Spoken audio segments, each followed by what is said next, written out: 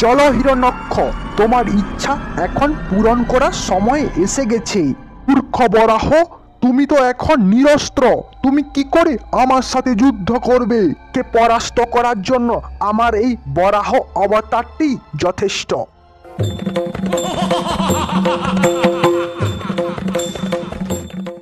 হিরণ্যক্ষ ও বরাহ অবতারের মধ্যে তুমুল যুদ্ধ শুরু হয়।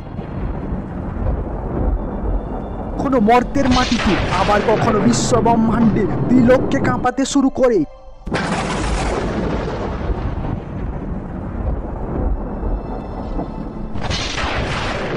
সকল দেবতারা ভয় পেয়ে যান হিরণ্যক্ষ ও বরাহ অবতারের যুদ্ধ দেখে।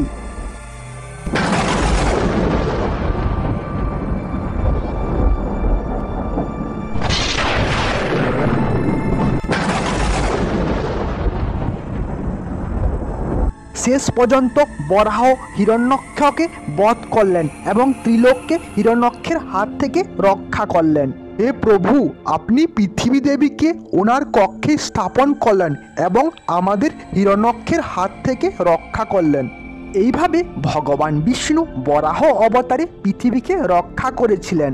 বরাহ অবতার শ্রী বিষ্ণুর 10ম অবতারের মধ্যে তৃতীয় অবতার।